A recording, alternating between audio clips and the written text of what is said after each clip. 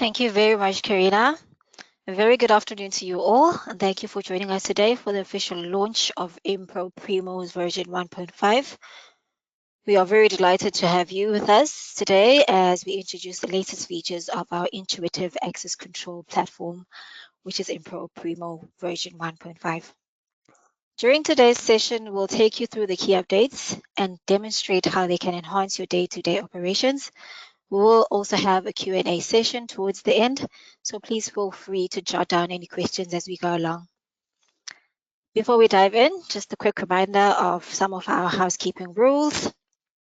Please note that this webinar will be recorded and we will share it with those who are not able to attend. Please feel free to download our datasheet and brochure in the folder. We will also be running polls during the course of the webinar. Please make your voice heard and kindly respond on all as we value your input. If you do experience any technical issues, please let us know in the chat and we will do our best to assist you. However, please do some troubleshooting from your very end by logging out and then reconnecting. All right, with that, let's get started. My name is Nonku and I would like to introduce you to the panel that will be sharing their expertise with us today. First up will be Hamish, who is Impro's product owner. Then we will move on to Gavin McDougall, who is Asa Abloy's product manager. Following Gavin will be Victorio from Control ID. And finally, we will have John Lakin, who is STED's regional manager. First up, Hamish, over to you.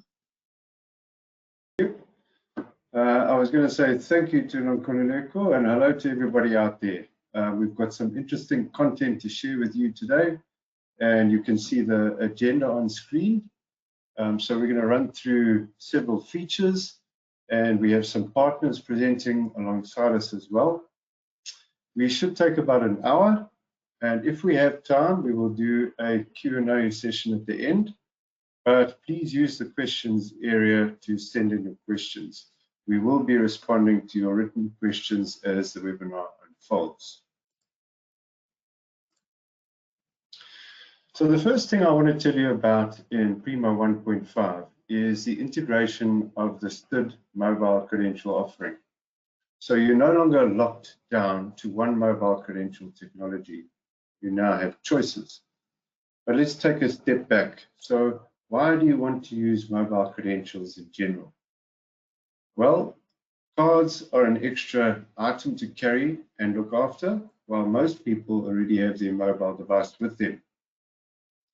Cards can be lost or stolen without being noticed for quite some time, but a misplaced or stolen mobile device is usually detected immediately. Unlike biometrics, which require in-person enrollment, or cards, which are costly and unsafe to mail, mobile credentials are issued remotely and securely at no additional cost. So this supports centralized and efficient enrollment without requiring the user's physical presence. So with mobile credentials, there are no lead times or sourcing challenges. Mobile credentials are delivered digitally and they're instant. They also can't be duplicated, offering robust protection against unauthorized access. Physical cards often are lost, broken, or just wear out. Mobile credentials have no wear and tear. Mobile credentials provide options for contactless, frictionless, and hygienic access.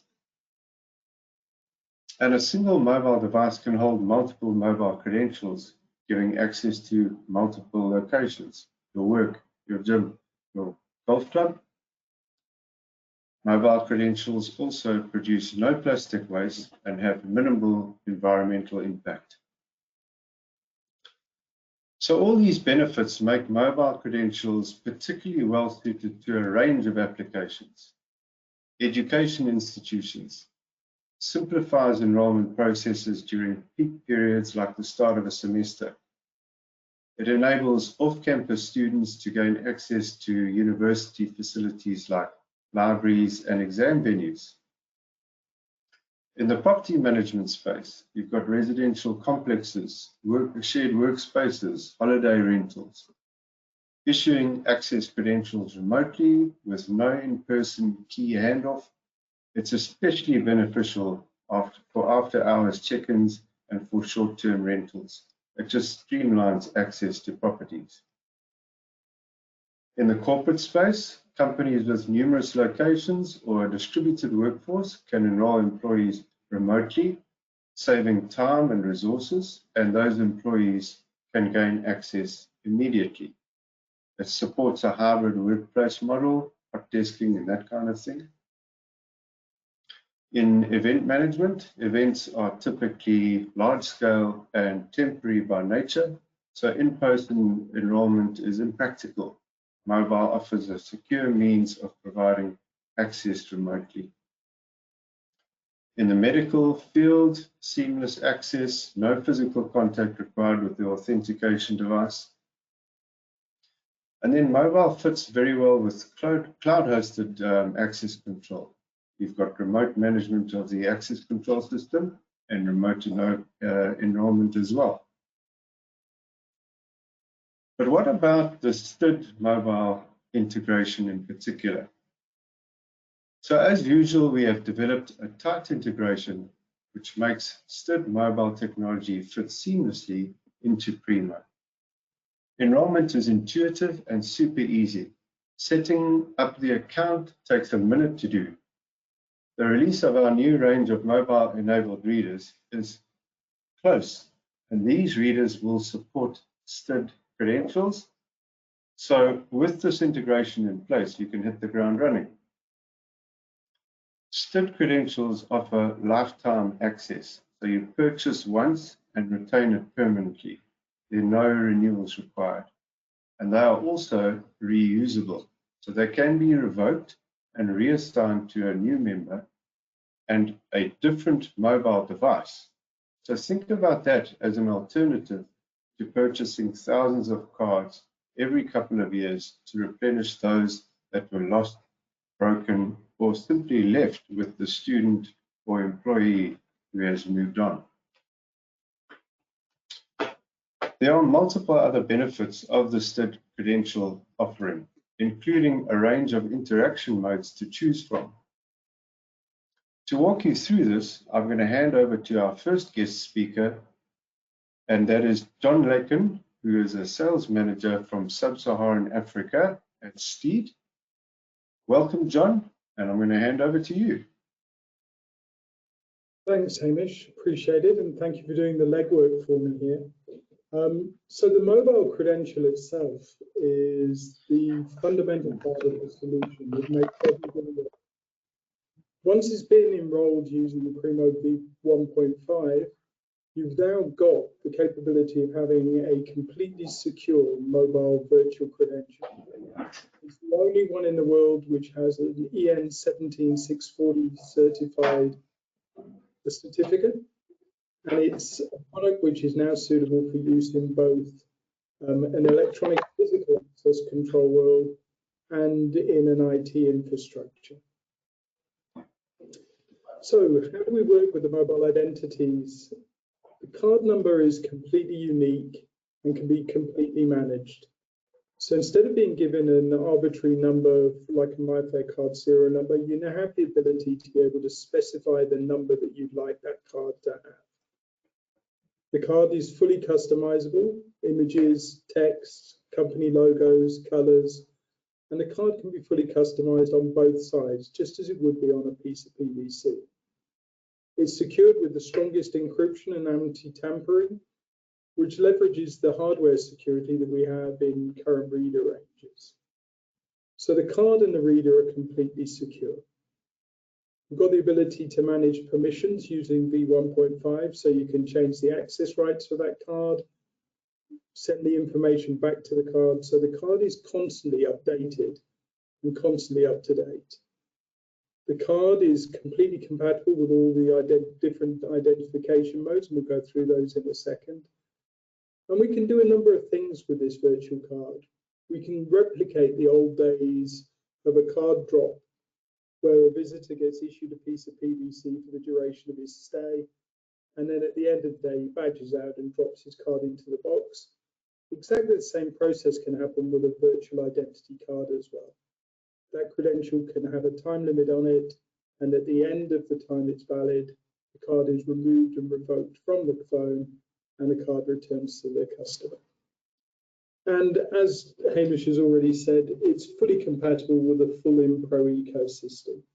So if Impro has done the work to integrate with STID, all STID-enabled products available on the market will work with this credential through VIPA 1.5. Okay, so the different identification modes. Card mode is exactly as you'd expect it to be. That's how you'd use your conventional piece of PVC at the moment. Uses NFC, or in the case of Apple devices, it will use Bluetooth. Hands-free mode means the phone, as long as it's on your possession, the phone will talk to the reader when you come into range and open doors automatically. If you don't like the idea of automatically opening doors and you want an action to open that door, use the remote button on the phone. As soon as you come into range, it will open. Voice command enables you to ask Siri to open the door for you, and Siri will help and oblige. The slide mode is where we get to have a little bit of fun and play at being Jedi Knights, and you'll slide your hand in front of the reader, and if the reader's programmed for slide mode, it will detect that movement and will open the door. And the final one is your phone is sitting in your back pocket, and you tap your back pocket twice, and the door would open for you. So the STID portal is fully accessible from Primo 1.5. And this is where we're going to create and manage every virtual card in the database from anywhere in the world where you can get a login to this. You get to issue, revoke cards, and you get to manage those cards by changing the access rights and do anything that you would normally do using your software package. You'll be able to do and send that information directly to the phone. And then finally, the big question about NFC and the importance of NFC in access control because of its flexibility and its speed and its accuracy of read. STID Mobile is available in both Apple and Android wallets. It's all provided and managed through the Mobile ID portal, so there's no extra work for you in that regard. And everything, it gives you one unified credential and an even platform to work with all the way. The only thing you'd have to pay is any extra charges to Apple for using their devices. So that gives you a brief synopsis of the STID Mobile credential. So Hamish, if you're ready, I'll hand things back to you. Many thanks, John, for taking us through the STID Mobile credential offering. So this integration will work with Impro's mobile enabled reader range, which is due for release very soon, as well as the STID range of mobile readers. And it also works with the Aperio range of wireless locking devices. So you will probably know that the Aperio range of readers is already seamlessly integrated with Primo. And with me today is Gavin McDougall, who, amongst other things, is product manager for the Aperio range. So Gavin, welcome, and over to you. Thank you, Hamish, and good afternoon to all. For those of you who may not be familiar with Aperio is a set of devices that bolt onto an existing EAC, allowing wireless door locks to be added to the system. Aperio is integrated into over 100 different OEM access control systems, including Impro. In the modern era of access control, ASSA ABLOY has always strived to keep the Aperio offering as relevant as possible, and therefore keeping up with the trends on mobile credentials is very important. We are happy to have worked with STID at a global level on this integration, and the combination of both integration into Impro Primo with the support for STID mobile credentials is a very exciting prospect and combination.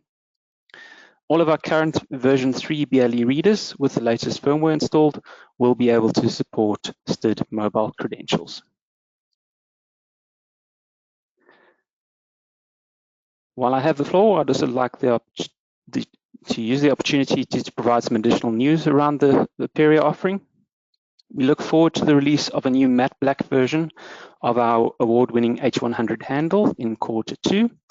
The H100 has always been a hit with architects, and the matte black variant is sure to be a fan favorite for those applications where aesthetics are an important factor. I'd also like to highlight the availability of our new P100 padlock. Padlocks can be a very effective means of securing a range of different access points, and we are very excited to add the P100 to the Aperia offering. The product is already available globally, so if you have any interest and you'd like to find out more, please reach out to us so we could add some more detail for you. And with that, I'll hand it back over to Hamish. Thank you. Thanks very much, Gavin. And so with all that said, let's take a look at the STID mobile integration running in the Primo software. Introducing STID mobile integration in Primo is a powerful feature designed for organizations seeking enhanced security and convenience. Let's take a look at a use case. A university aims to simplify the student registration process by eliminating lengthy on-site procedures. With mobile credentials, students can register remotely while still receiving their access credentials seamlessly. You will start by setting up the STID system account. As the system or site administrator, you will first access the STID mobile ID portal to obtain your API settings. Click on the API settings tab, where you will generate your client ID and client secret, which is the password for the system account. These credentials are essential for configuring the system account in Primo. In Primo, navigate to the System Accounts menu and select the STID mobile ID account. Start by setting up your system account using your user ID and password. To activate the system account, simply click on the toggle and click on Save. To verify your account, click on Test Account. To find out how many credits or credentials are available for issuance to credential holders, click on Query. Review your settings before clicking back. Verify that your system account is active before proceeding. Enroll a mobile credential. Navigate to the Enrollments menu. Choose a credential holder to manage their credentials, ensuring that you are focusing on the right individual. Select the Credentials tab. Next, click on Enroll.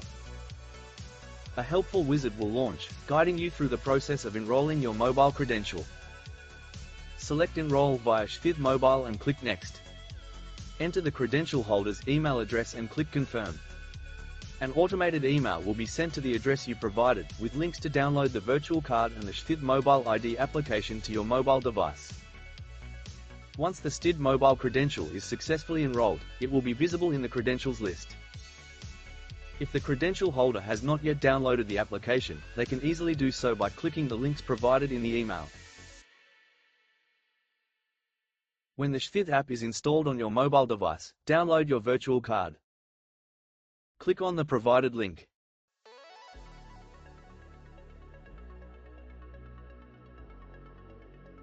To monitor live transactions while presenting the mobile device to the reader, navigate to the Monitoring menu and select Transactions. Take note of the allowed event transactions when the credential is presented to the reader. In this way, you can enroll and remotely issue a credential to a new student. No travel and no face-to-face required. Registration can be more streamlined than ever. Thank you for watching.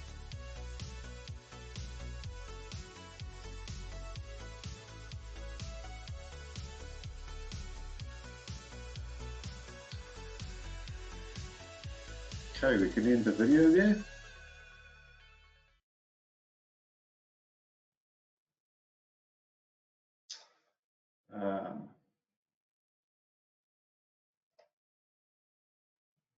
So we're going to be running a few polls today, and you guys are our most valuable source of marketing intelligence. So I ask you please to participate.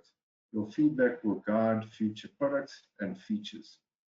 So the first question today is STID mobile credentials. Love it or leave it?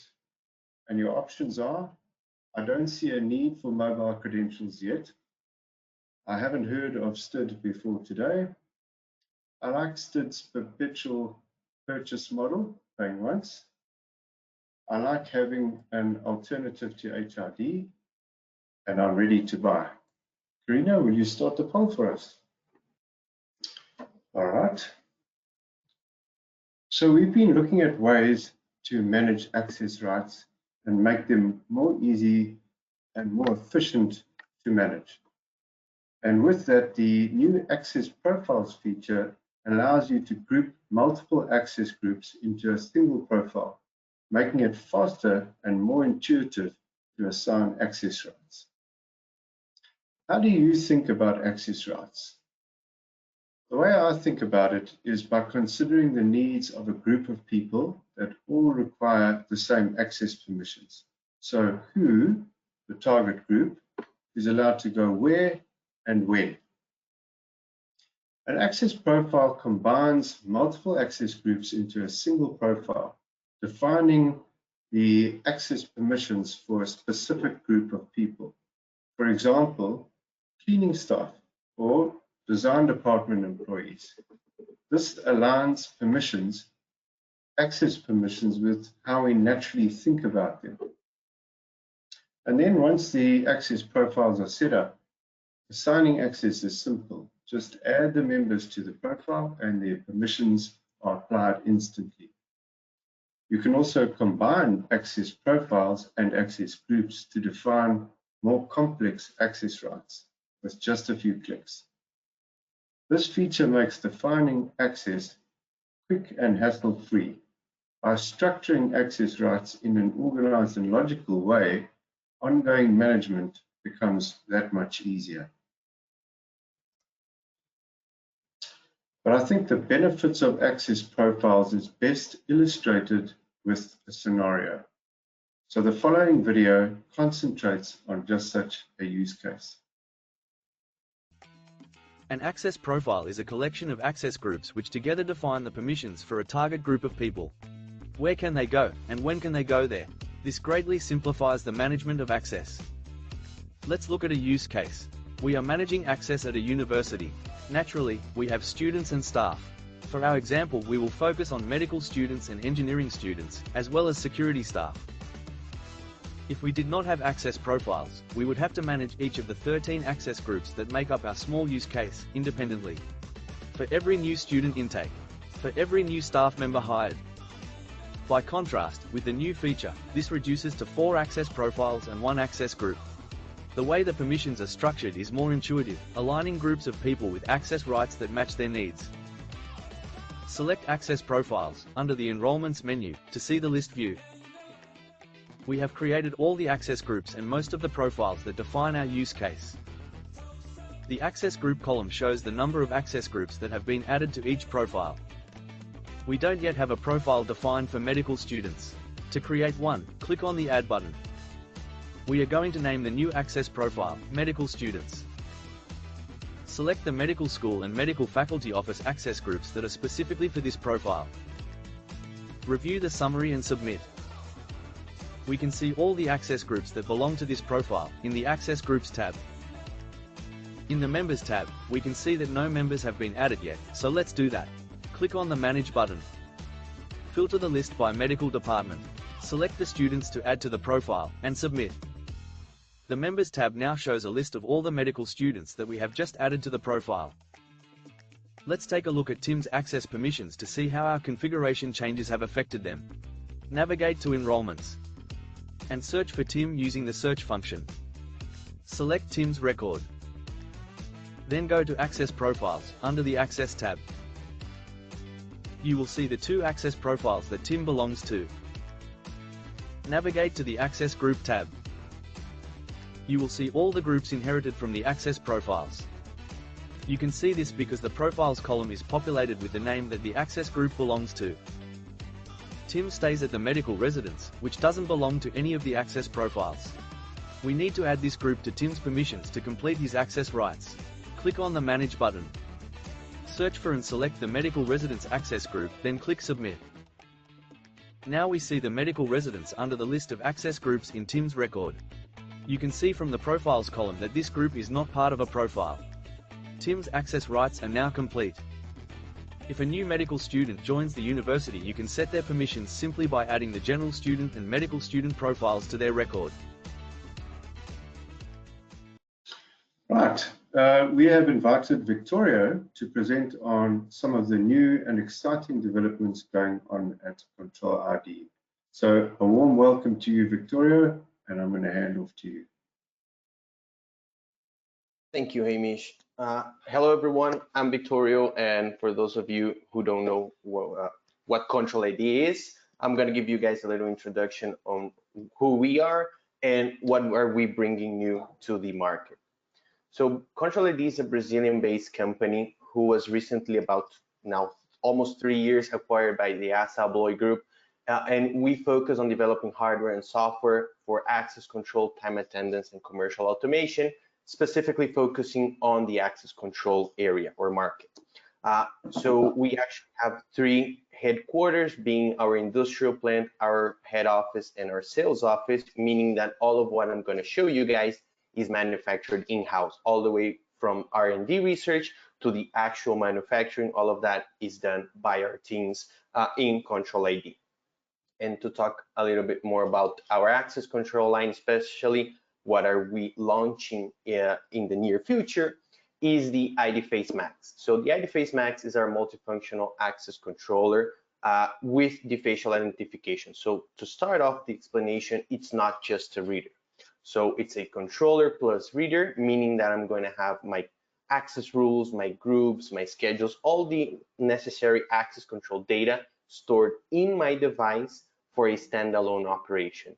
So all the way from understanding what I'm going to have as schedules, as groups, as users, and the identification, or should I say the facial identification embedded into one unit. Apart from the facial identification, I'm able to use QR codes, prox cards, and even PIN passwords. All of them can be assigned together to work on a 2-factor authentication, and all of that right out of the box with no need to extra hardware. So we actually have 2 options of power input when we talk about the ID Face Max, being the PoE or the SEC box, which is something common on the access control lines of our devices, which is that small black box that you're seeing on screen. So what basically means is that I can either have an internal relay operating with my device or an external, being the SEC box, which brings an extra layer of protection on my site. So there is no worries of someone ripping my device from the wall and finding the door cables, because there will be none. And I have that extra security knowing that my site will be always protected from unauthorized access. Also, something to mention that we're working with a different algorithm from our other ID Face facial identification unit, which is now Paravision, part of the Assa Abloy Group as well. And when we talk about capacity, ID Face Max can reach up to 100,000 faces with the live face detection. You might ask, what is the live face detection? Basically means that I will not be able to counteract on my device, meaning I'm not going to present a photo, the door will not open. I will not present a video, the door will not open. So all of those, that the device can protect itself against anti-spoofing. And it protects itself with a pair of 2 cameras, one being RGB, one infrared, that work combined to understand, to find depth in videos, to block them, of course, and even movement when we talk about the phone screen. So all those protections are in place when we talk about the ID Face Max. With an internal and external use being IP65 protected, I have a flexibility of using the ID Face Max either indoors or outside. Also, with the embedded SIP intercom, I can use my device as what the name says, as an intercom, communicating bidirectionally either with video or just voice. Now I wanted to talk about a little bit more on what's new on our devices, and specifically talking about the ID Face Max.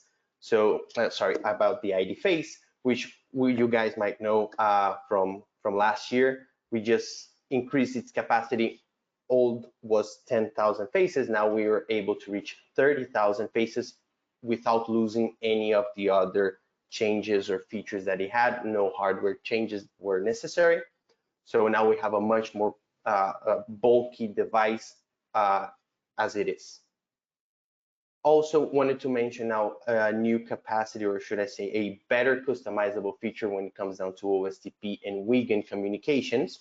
All will be, you are able actually to customize and better understand what your device is receiving and what is sending off to other types of hardware or even softwares. And lastly, I wanted to talk about my the IDUHF, which is our UHF reader, sorry. And the main difference from those readers to what's found in the market is the fact that they're also controllers. So what does that mean? That I am going to have user data, access rules, schedules, all of that information directly on my device. So I can have standalone operations where I just simply install my ID UHF, connect it to the door or to the garage door that's going to operate on, and have it all just managed directly to the device.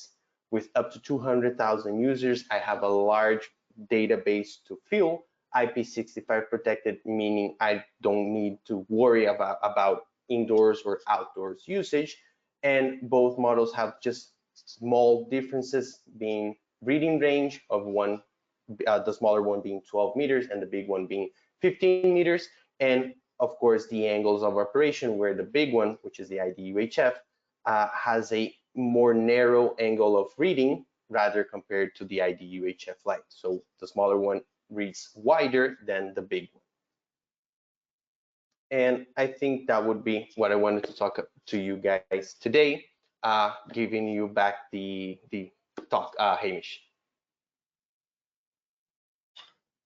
Many thanks, Victoria. There are some exciting developments there. So we've got another poll for you, and it focuses on one of Control ID's new additions, the Battle of the ID Face. Do we need the Max edition? And your options are desperate for it, it's a nice to have, not necessary, the current ID Face is perfect as is, I only buy IDEMIA, or I only buy one of Hikvision, Dahua, or ZK. Karina, can I ask you to run the poll? Right. With the latest update, Primo now supports time and attendance features on the Control ID biometric devices. So these devices can now act as time and attendance recorders and access control readers in one. The Control ID readers touchscreen buttons like duty in, duty out, start break, and end break are also used to clock in and out. You can record time and attendance transactions and access transactions at once. So all of these transactions are recorded directly in Primo, which makes payroll management that much easier. There's no need to buy additional hardware to get this working. You can control access to work areas and record attendance with the same device. So this keeps things moving smoothly and avoids bottlenecks that might have happened if you had separate devices for access control and time and attendance at every point. Biometric verification suits time and attendance very well. It cuts down on time fraud like buddy clocking and gives you accurate, reliable TNA records. Everything is managed in Primo, so if you're after simple time and attendance, you don't need multiple systems. It simplifies your operations and makes things more efficient. Control ID readers are automatically added to the default Control ID preset during installation, defining their behavior from the get-go. But there is also a default Control ID time and attendance preset. So you can move all the readers that are going to be used for time and attendance to this new default preset. Or you can choose, instead of using the defaults, you can create your own preset. The preset is used to, amongst other things, set up the behavior of the time and attendance devices, like how long users have to complete their input before the transaction times out. All time and attendance transactions are recorded in a separate table in the database, and this makes integrating with payroll systems super easy. All the relevant transactions are in one place, and you don't have to filter out the access or status transactions. So we've got a video which demonstrates the implementation of the Control ID time and attendance integration in Primo version 1.5. In this session, we will showcase the time and attendance integration with Control ID readers featured in Primo 1.5. This time and attendance integration allows the Primo software to collect TNA data over the IP network as well as provide access control at the same time. First, we need to enable transaction collection, allowing Primo to begin gathering TNA data from compatible readers. This is enabled by accessing the Primo application settings from the system tray. In the settings window, we will scroll down to transactions and set TNA transaction collection to enable. We can also customize the data collection intervals in hourly increments. Next, we will activate time and attendance mode on the Control ID face reader. To do this, navigate to Hardware and click on the Biometrics tab. All installed Control ID readers will be listed under this menu. Select a reader from the list to edit. Control ID readers are automatically installed to the default Control ID preset. However, if they are to be TNA readers, they need to be moved to the time and attendance preset instead. To make this change, select the default Control ID time and attendance preset from the preset drop-down list. The default behavior of Control ID TNA readers is pre-configured within the time and attendance preset. If you wish to change this behavior, edit the preset. Click on the Presets menu under Hardware. Then select the preset you wish to edit from the Biometric Presets tab. Navigate to the Time and Attendance tab and the General sub-tab. Note that Time and Attendance mode is selected by default. You can customize the buttons that appear on screen on the TNA readers. Go to the Button Configuration sub-tab and select the button text to be edited. In the pop-up window, change the button text as desired. Review the summary and commit your changes. We have updated the F3 and F4 buttons to display Break Exit and Break Return, which will now be displayed as options on the TNA-enabled Control ID readers. Once saved, the changes will be updated to the readers. Next, we will look at the Time and Attendance report. Navigate to the Reports menu and click on the Time and Attendance report. In this report, we can view all the time and attendance data that has been collected from your readers. You are able to customize this report with your choice of columns and filters, and you can export the report as PDF or CSV. Okay, we've got another quick poll, and this one, the question is, what's the best part about Control ID in Impro? Is it the presets and ease of setup? Other integrations that can work alongside biometrics? The one-time enrollment? Consolidated reports, or this new time and attendance feature that we've just presented? Karina, will you start the poll?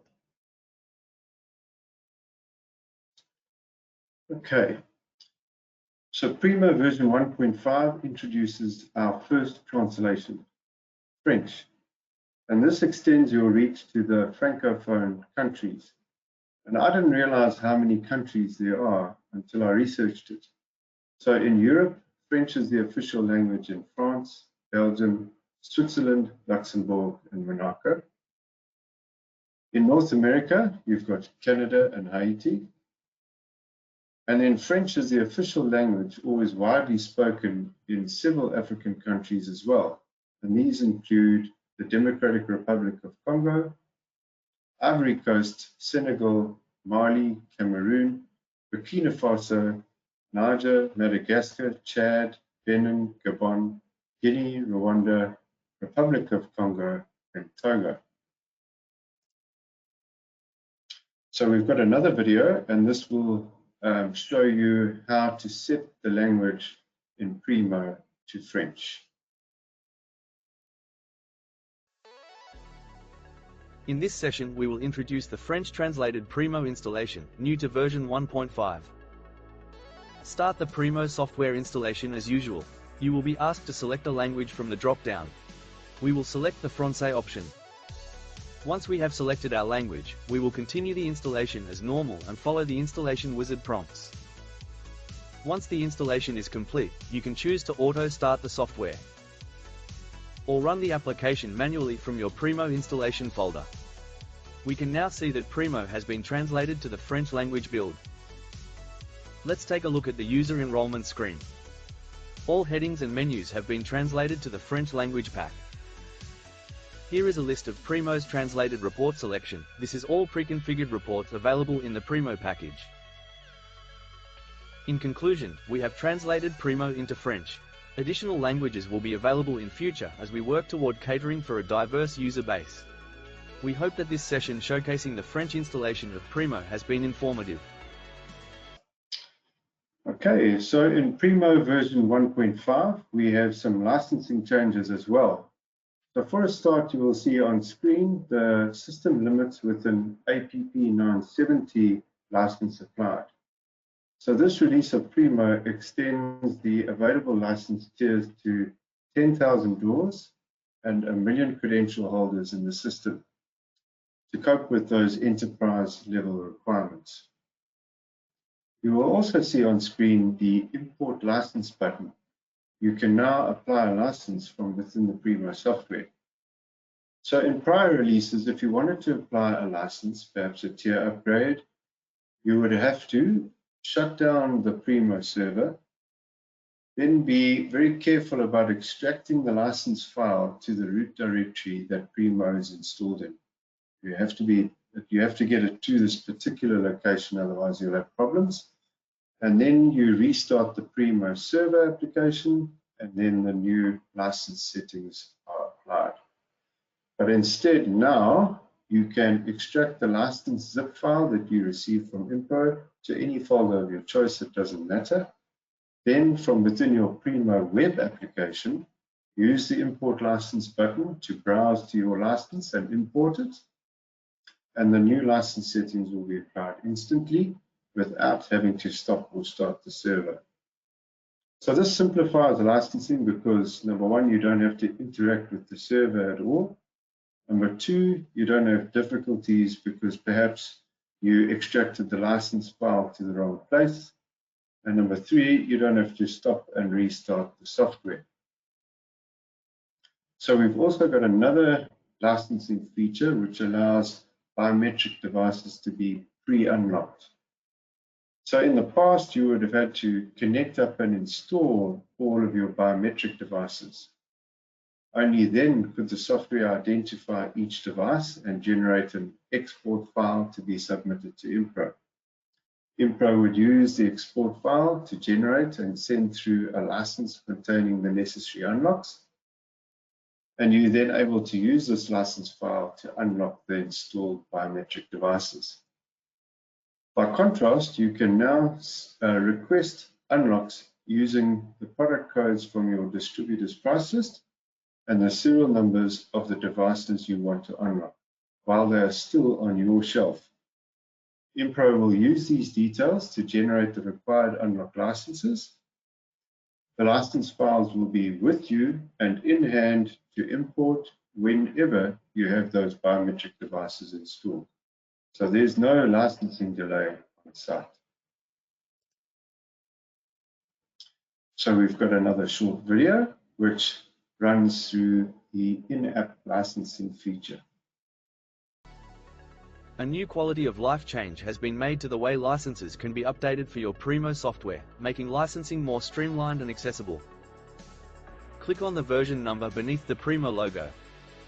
The About dialog will show along with the current version and license. Click the license button to see the current system limits based on your license. Select Import License and navigate to your license file location.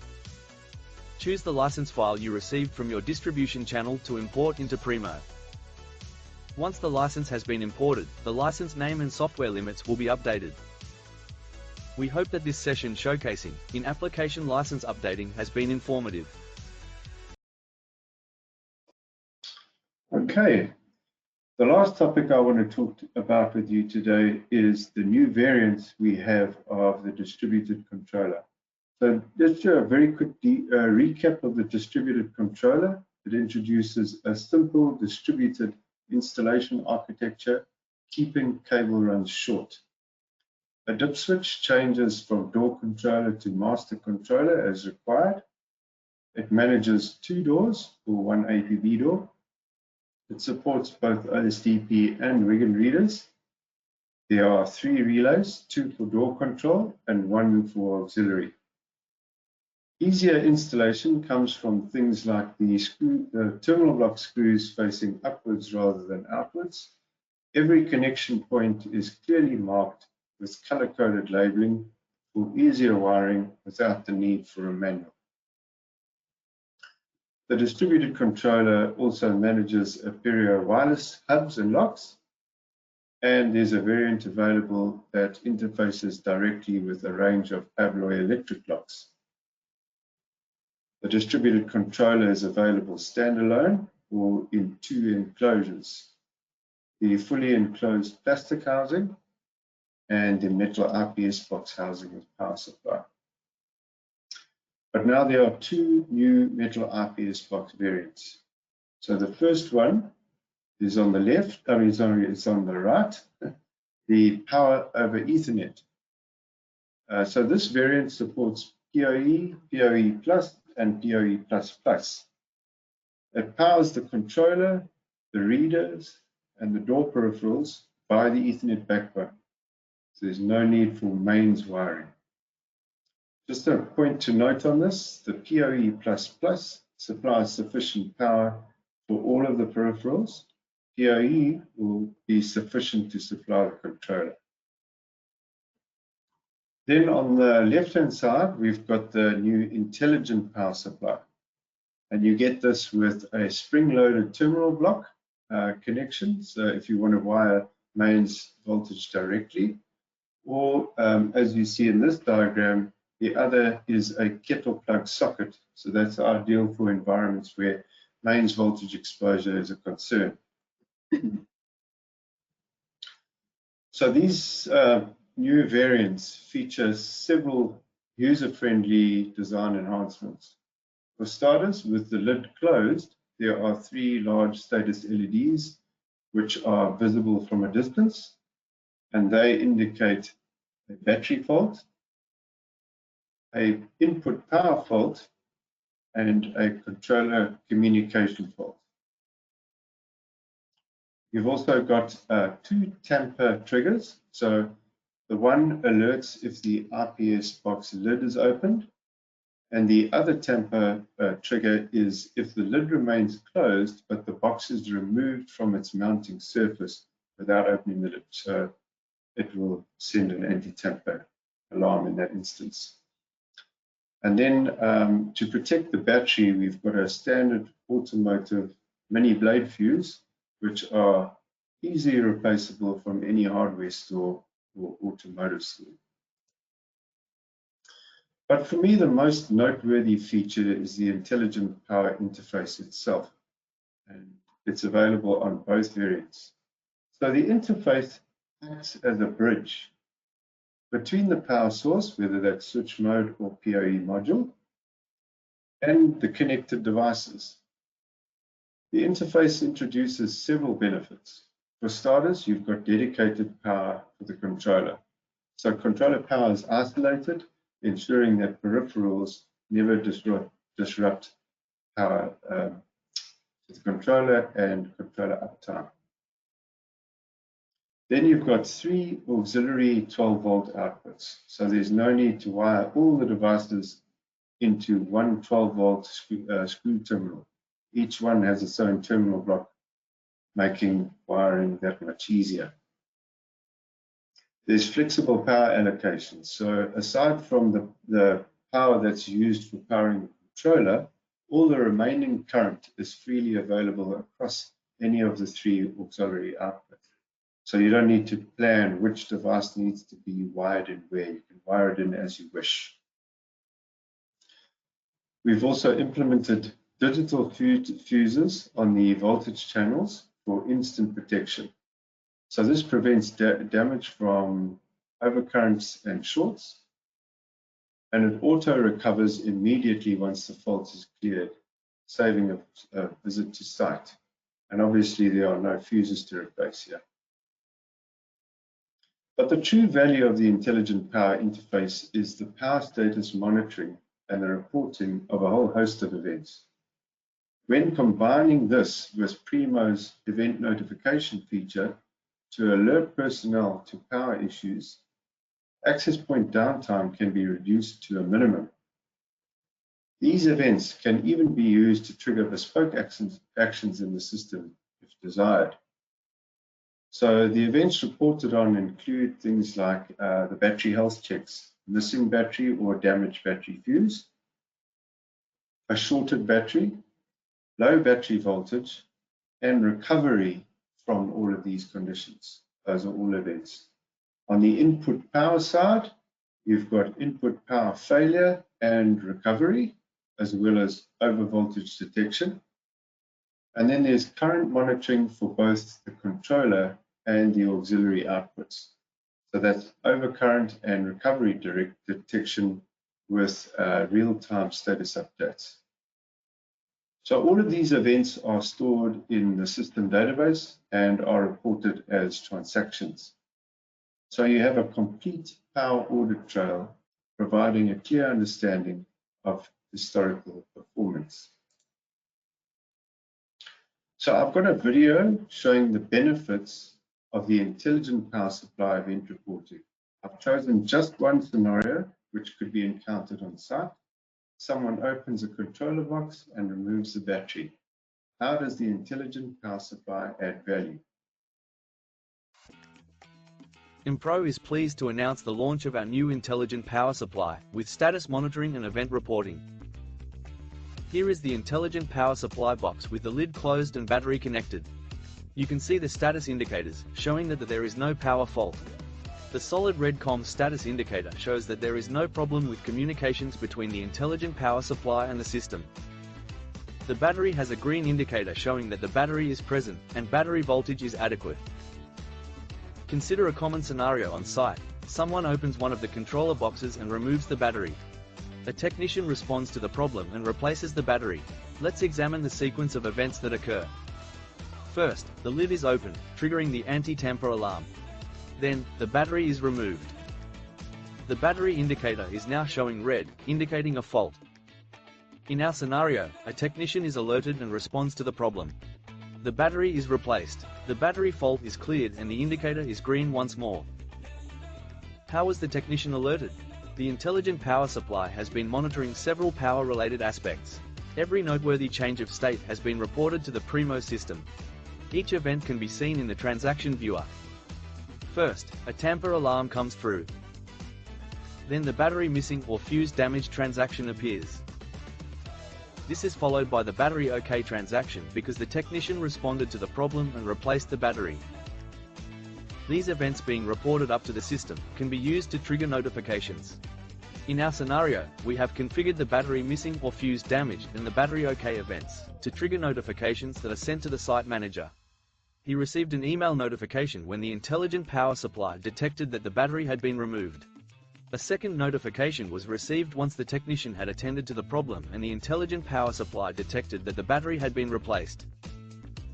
The intelligent power supply monitors and reports on several other changes in status.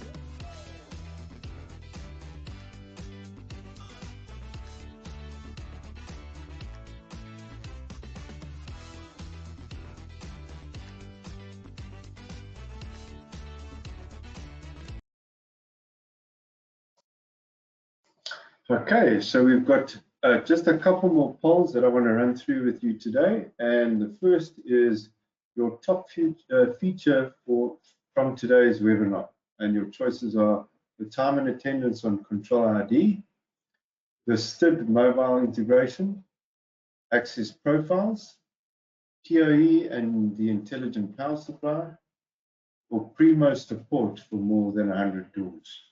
Karina, if you can run that poll. And my final poll question for today is, which of the following features would you most like to see next in Primo?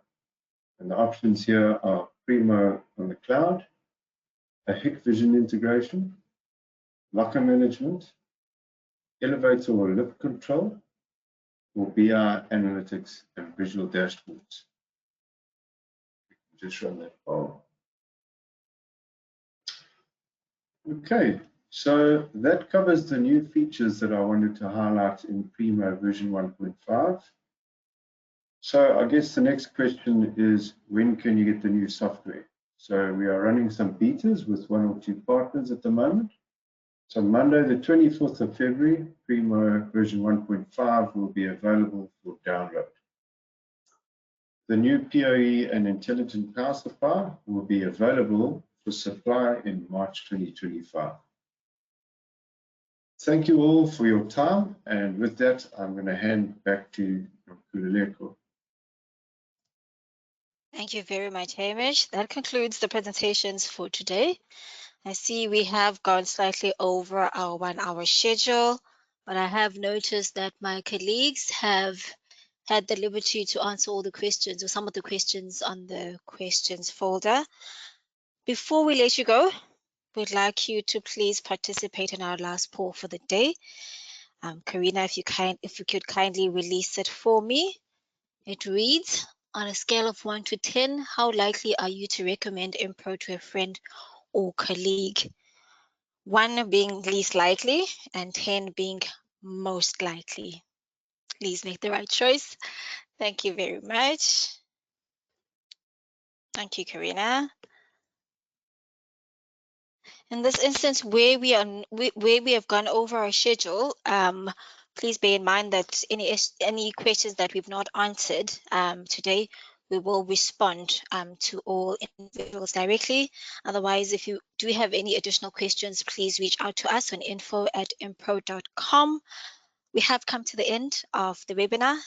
I'd like to offer a special thank you to my colleagues, as well as Karina from AccuSpec. I'd also like to extend a very huge thank you to our lovely guests from STID, ASA Abloy, as well as Control ID. Thank you all. We hope, or we also would like to thank you as our customers, as our distributors, as well as friends. We hope you found today's discussion quite insightful, and we are hoping to see you in our future events. We thank you all for joining us. If you do have any questions or anything that you would like to share from us, please reach out to us on info@impro.com. Thank you, everyone. Stay safe, take care, and God bless.